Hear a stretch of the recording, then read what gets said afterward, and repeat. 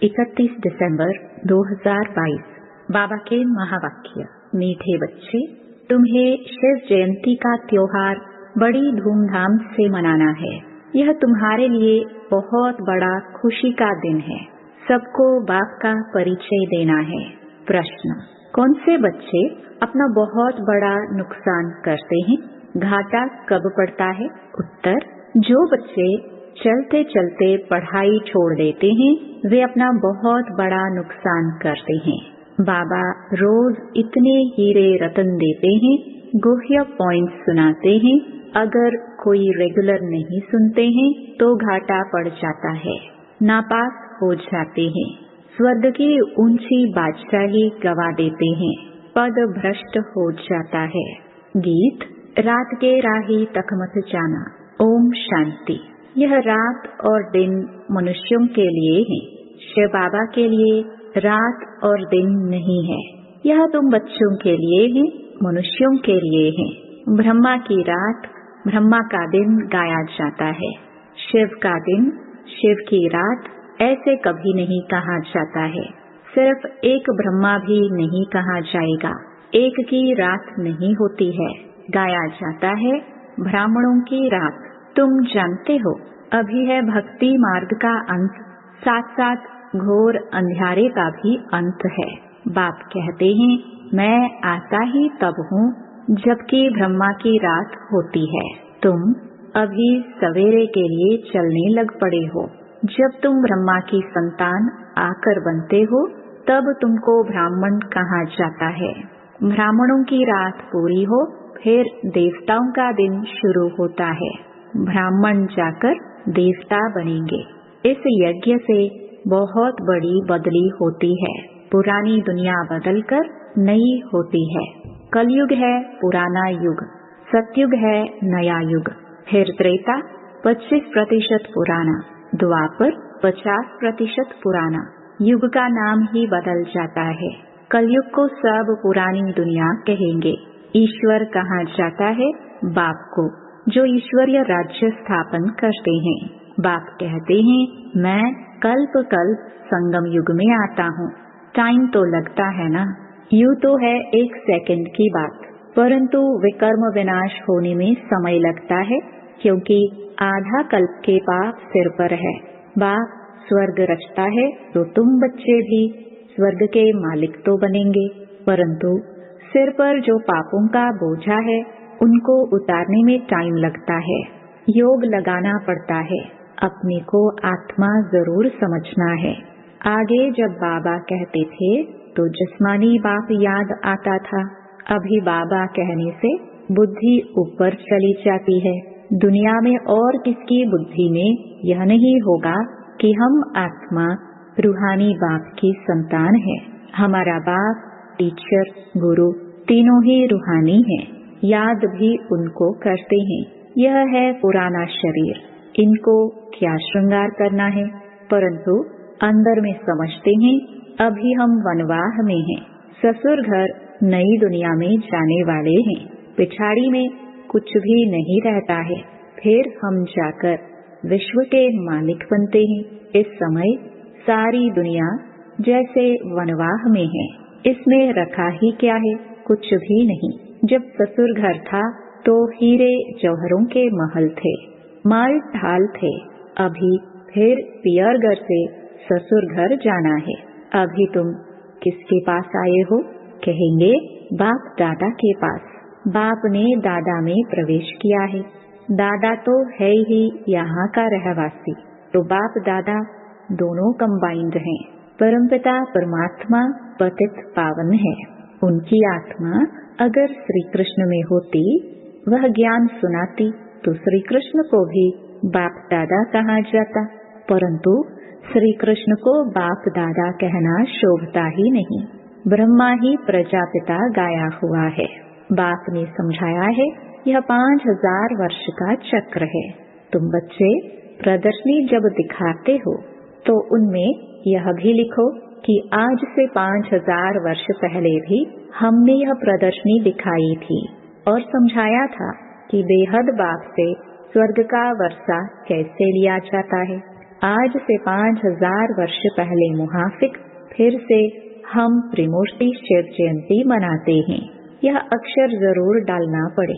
यह बाबा डायरेक्शन दे रहे हैं, उस पर चलना है। शिव जयंती की तैयारी करनी है। नई नई बात देख मनुष्य वंडर खाएंगे। अच्छा भक्का करना चाहिए। हम त्रिमूर्ति शिव की जयंती मनाते हैं, छुट्टी करते हैं। शिव जयंती की छुट्टी ऑफिशियल है। कोई करते हैं, कोई नहीं करते हैं। तुम्हारा यह बहुत बड़ा दिन है। जैसे क्रिश्चियन लोग क्रिसमस मनाते हैं, बहुत खुशी मनाते हैं। अब तुमको यह खुशी मनानी चाहिए। सबको बताना है कि हम बेहद के बाप से वर्षा ले रहे हैं। जो जानते हैं वही खुशी मनाएंगे। सेंटर्स में आपस में मिलेंगे। यहाँ तो सब आ ना सके। हम मनाते हैं जन्मदिन। शिव बाबा का मृत्यु तो हो ना सके। जैसे शिव बाबा आया है वैसे चले जाएंगे। ज्ञान पूरा हो गया, लड़ाई शुरू हो गई।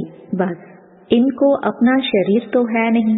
तुम बच्चों को अपने को आत्मा समझ पूरा देही अभिमानी बनना है। इसमें मेहनत लगती है। सत्युग में तो आत्म अभिमानी है। वहाँ अकाले मृत्यु नहीं होगी। यहाँ बैठे बैठे काल आ जाता है, हार्ट फेल हो जाता है। कहेंगे ईश्वर की भावी, परंतु ईश्वर की भावी नहीं है। तुम कहेंगे ड्रामा की भावी। ड्रामा में इनका पार्ट ऐसा था। अभी तो है ही आयरन एज, नई दुनिया गोल्डन एज थी। सत्युग के महल कितने हीरों से सजाए हुए होंगे। अकीचार धन होगा, परंतु उनका पूरा वृत्तांत नहीं है। कुछ अर्थक्वेक आदि होती है तो टूट फूट पड़ती, नीचे चली जाती हैं। तो इन बातों का बुद्धि से काम लेना है। यह खाना बुद्धि के लिए है। तुम्हारी बुद्धि ऊपर चली गई है। रचता को जानने से रचना को भी जानते हैं। सारे सृष्टि का राज बुद्धि में है। ड्रामा में ऊंचे ते ऊंचा है भगवान, फिर ब्रह्मा विष्णु शंकर। हम इन तीनों का ऑक्यूपेशन बता सकते हैं। क्या क्या पाठ है। जगत अम्बा का कितना बड़ा मेला लगता है। जगत अम्बा जगत पिता का आपस में क्या संबंध है, यह कोई नहीं जानते, क्योंकि यह गुप्त बात है। माँ तो यह बैठी है, वह थी एडॉप्ट की हुई, इसलिए चित्र उनके बने हैं। उनको जगत अम्बा कहा जाता है। ब्रह्मा की बेटी सरस्वती। भल माँ का टाइटल दिया है, परंतु थी तो बेटी। सही करती थी ब्रह्मा कुमारी सरस्वती। तुम उनको मम्मा कहते थे। ब्रह्मा को माँ कहना शोभता नहीं। यह समझने और समझाने में बड़ी रिफाइन बुद्धि चाहिए। यह गुह्य बातें हैं। तुम किसके भी मंदिर में जाएंगे तो झट उनका ऑक्यूपेशन जान लेंगे। गुरु नानक के मंदिर में जाएंगे तो झट बता देंगे कि वह फिर कब आएंगे। उन लोगों को कुछ पता नहीं, क्योंकि कल्प की आयु लंबी कर दी है। तुम वर्णन कर सकते हो। बाप कहते हैं, देखो मैं तुमको कैसे पढ़ाता हूँ, आता कैसे हूँ। श्री कृष्ण की तो बात ही नहीं। गीता का पाठ करते रहते हैं। कोई 18 अध्याय याद करते हैं तो उनकी कितनी महिमा हो जाती है। एक श्लोक सुनाएंगे तो कहेंगे वाह वाह, इन जैसे महात्मा तो कोई नहीं। आजकल तो रिद्धि सिद्धि भी बहुत है, जादू का खेल बहुत दिखाते हैं, दुनिया में ठगी बहुत है। बाप तुमको कितना सहज समझाते हैं, परंतु पढ़ने वालों पर मदार है। टीचर तो एक रस पढ़ाते हैं, कोई नहीं पढ़ेंगे तो नापास होंगे। यह भी होना जरूर है। सारी राजधानी स्थापन होनी है।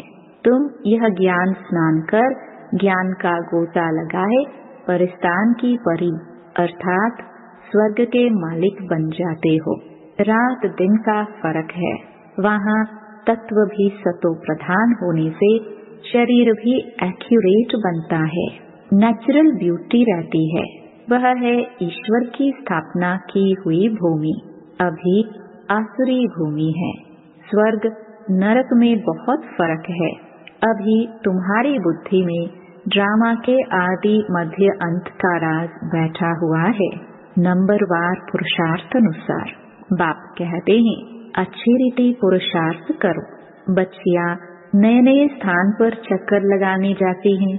अगर अच्छी माताएं आदि हैं तो सर्विस को जमाना पड़े। सेंटर पर अगर कोई नहीं आते हैं तो अपना नुकसान करते हैं। कोई पढ़ने के लिए नहीं आते हैं तो उनको फिर लिखना चाहिए। तुम पढ़ते नहीं हो, इससे तुमको बहुत घाटा पड़ जाएगा। रोज रोज बहुत गुह्य पॉइंट्स निकलती हैं। यह है हीरे रतन। तुम पढ़ेंगे नहीं तो नापास हो जाएंगे। इतनी ऊंची स्वर्ग की बादशाही गवा देंगे। मुरली तो रोज सुननी चाहिए। ऐसे बाप को छोड़ दिया तो याद रखना नापास हो जाएंगे, फिर बहुत रोएंगे, खून के आंसू बहाएंगे। पढ़ाई तो कभी नहीं छोड़नी चाहिए। बाबा रजिस्टर देखते हैं कितने रेगुलर आते हैं। न आने वालों को फिर सावधान करना चाहिए। श्रीमत कहती है पढ़ेंगे नहीं तो पद भ्रष्ट हो जाएंगे, बहुत घाटा पड़ जाएगा। ऐसे लिखा पढ़ी करो तब तुम स्कूल को अच्छी तरह उठा सकेंगे। ऐसे नहीं कोई नहीं आया तो छोड़ दिया। टीचर को ओना रहता है कि हमारे स्टूडेंट जास्ती नहीं पास होंगे तो इज्जत जाएगी। बाबा लिखते भी हैं तुम्हारे सेंटर पर सर्विस कम चलती है, शायद तुम सोते रहते हो। अच्छा, मीठे मीठे सिखिलदे बच्चों प्रति माता पिता बाप दादा का याद प्यार और गुड मॉर्निंग। रूहानी बाप की रूहानी बच्चों को नमस्ते। धारणा के लिए मुख्य सार। पहला, इस पुराने शरीर का श्रृंगार नहीं करना है। वनवाह में रह नए घर में चलने की तैयारी करनी है। दूसरा, ज्ञान स्नान रोज करना है, कभी भी पढ़ाई मिस नहीं करनी है। वरदान, महानता के साथ निर्माणता को धारण कर सर्व का मान प्राप्त करने वाले सुखदायी भव। महानता की निशानी निर्माणता है। जितना महान उतना निर्माण, क्योंकि सदा भरपूर है। जैसे वृक्ष जितना भरपूर होगा उतना झुका हुआ होगा, तो निर्माणता ही सेवा करती है। और जो निर्माण रहता है वह सर्व द्वारा मान पाते हैं। जो अभिमान में रहता है उसको कोई मान नहीं देता, उससे दूर भागते हैं। जो निर्माण है वे सुखदायी होंगे, उनसे सभी सुख की अनुभूति करेंगे, सभी उनके समीप आना चाहेंगे। स्लोगन, उदासी को तलाक देने के लिए खुशियों का खजाना सदा साथ रखो। मातेश्वरी जी के मधुर महावाक्य। गीत, नयनहीन को राह दिखाओ प्रभु। अब यह जो मनुष्य गीत गाते हैं नयनहीन को राह बताओ, तो गोया राह दिखाने वाला एक ही परमात्मा ठहरा। तभी तो परमात्मा को बुलाते हैं। और जिस समय कहते हैं प्रभु राह बताओ, तो जरूर मनुष्यों को राह दिखाने के लिए खुद परमात्मा को निराकार रूप से साकार रूप में अवश्य आना पड़ेगा। अभी तो स्थूल में राह बताएगा, आने बिगर राह तो बता नहीं सकेंगे। अब मनुष्य जो मूंझे हुए हैं उन मूंझे हुए को राह चाहिए, इसलिए परमात्मा को कहते हैं नयनहीन को राह बताओ प्रभु। इसको ही फिर खिवैया भी कहा जाता है, जो उस पार अथवा इन 5 तत्वों की जो बनी हुई सृष्टि है, इससे पार कर उस पार अर्थात 5 तत्वों से पार जो छठा तत्व अखंड ज्योति महातत्व है उसमें ले चलेगा। तो परमात्मा भी जब उस पार से इस पार आवे तभी तो ले चलेगा। तो परमात्मा को भी अपने धाम से आना पड़ता है, तभी तो परमात्मा को खिवैया कहते हैं। वही हम बोट को, आत्मा रूपी नाव को पार ले चलता है। अब जो परमात्मा के साथ योग रखता है उनको साथ ले जाएगा। बाकी जो बच जाएंगे वे धर्मराज की सजाएं खाकर बाद में मुक्त होते हैं।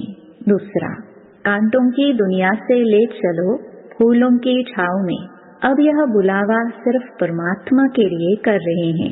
जब मनुष्य अति दुखी होते हैं तो परमात्मा को याद करते हैं। परमात्मा इस कांटों की दुनिया से ले चल फूलों की छाँव में। इससे सिद्ध है कि जरूर वो भी कोई दुनिया है।